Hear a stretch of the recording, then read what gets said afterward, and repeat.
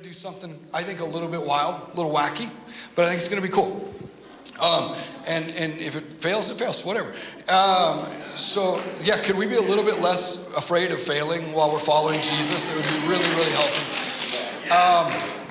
So last year, and I mean, I don't want to block it entirely out of my mind, but before COVID and all of that happened, we were doing church outs. And if you remember what church outs were, is that a lot of times weekends landed on holidays, and our heart was like, we won't have church, Sunday church that weekend. It's a church out. It's a weekend to be with your community groups. It's a weekend to be with your families. It's a weekend to be Jesus and carry Jesus into the places that you find yourself. Let's not be so intent on gathering that we forget the power of going well. And so those Sundays off were about going into our spheres of influence, into our marketplaces, into our families, or maybe you need to go into the woods and meet with Jesus, and you would sometimes be slave to a religious rhythm that says, I've got to be at church on Sunday morning, instead of going and saying, wait, I need to be with him.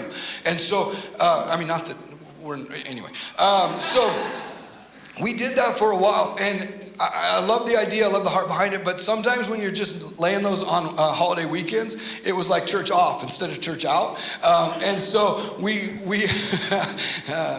want that to be the case. So for the second half of this year, here's what we're going to do. The last Sunday of every month, they're going to be our community life Sundays. And we're not going to have church the way that maybe you imagine church. Those will be our Sundays to go out into the community. Actually, wait, let me pull that back.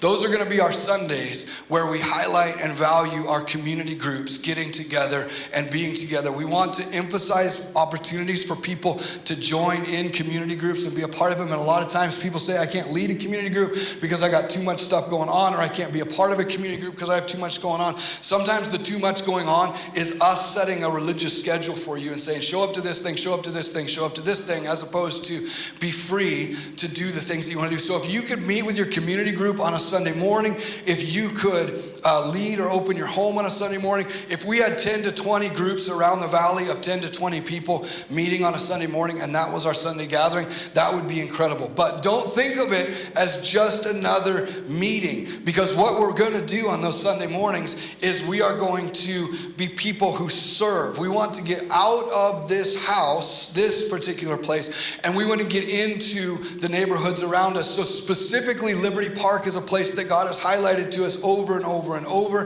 And so sometimes either people who aren't in community groups or community groups are going to come down here on Sunday morning. We're going to meet together. We're going to rally. We're going to get out our shovels, our gloves, our whatever it is, whatever we feel like we're supposed to do that day. And we're going to go into this neighborhood or into the places or down into the city. And we're just going to serve our city. We're going to ask the Lord, what do we do? How do we do it? And He's going to give us resources, authority, opportunity to do those things. And so some of your Sunday mornings might be think about it, with your kids and families and people. How do we break down this lack of community that we're experiencing in culture? I believe it's not going to be about, we got to come into agreement. I believe that when we start serving together, we take our eyes off of each other and off of our disagreement, and we put it on something that we can do together side by side. We begin to build connection that's healthy, and it starts to bridge some of that cracking that's happening within our culture, within our society, and even honestly within the Living Waters community that breaks my heart. It's not what I want to see. And so I know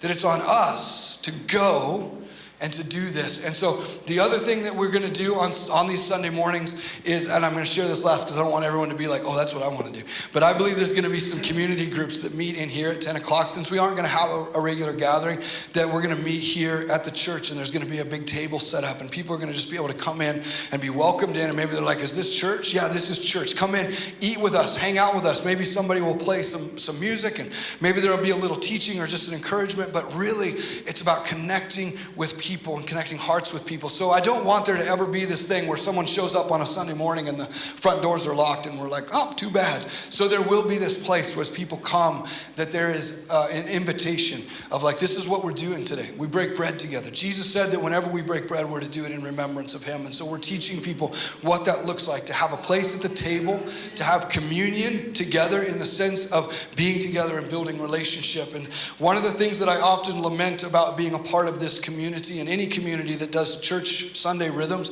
is that we spend a lot of time with your focus and your attention on Jesus, of course, but really it's a lot of time focused on the person who's up front or the worship leader, the worship team, or the speaker.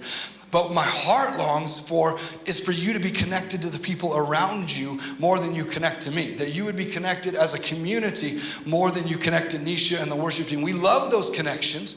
But what if you attend this church for 5 years and all the connection you feel is to the person who's up front with the microphone, but you're not growing connection with the people around you? And so we want to figure out ways to increase that and to invite people into that. And we believe that's having a robust vision of community groups. But listen, if you've ever been a part of a church and you hear me say community groups, you're probably triggered and you're like, what do I got to do? I got to go find 12 people and make a new one, and then 12 more people and make a new one, and like, what does it come with? Do I have to sign up and do it for the rest of my life? Are we going to be doing like my memory verses, or what are we doing? I don't know, but it's not that. It's just about saying, my house is open, Jesus is at the center, and I want people to be with me in that journey. That's what we believe that community looks like, and that our community life groups are going to look like. And so we want to invite you into that. That's going to begin. Our first one is going to be July 31st. We're going to do it through the rest of the year, and we're going to try it out. You're going to hear, probably as we get closer, you're going to hear, okay, there's going to be a group of people who are going to go into Liberty Park and just canvass the area and maybe serve some people in their homes and see what's needed there. If that's something you want to be a part of, then you go, yeah, I want to be on that group. If you are saying, I would love to be a part of a community group that's meeting on Sunday morning somewhere, we'll get you that information, and we'll figure out how to do that. If you have a heart to be one that helps us set a table and welcome people in and do something radically different on a Sunday morning than what people are expecting, and just loving on people, then hit us up to be a part of that. But it's going to be a different type of Sunday. It's not a Sunday off. It's a Sunday, truly, it's a Sunday for us to go. It's a Sunday for us to be out of this normal routine and out of that normal rhythm. This building is a gift to us, and it's incredible that we are here. But let's use it, not to say, oh, look at us in our big shiny building in our cool meeting room where we can fit 800 people. I don't care about that.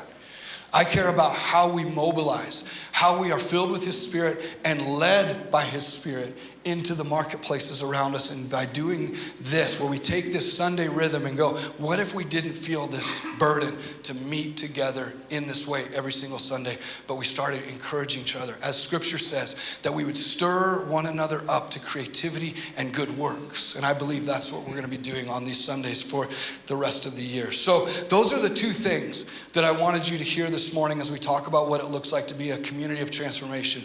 This building is going to be being worked on. But it's not just to give us a place where we can cloister ourselves away from culture and away from the city. This is to be a launching pad. And this is to be a place of redemption.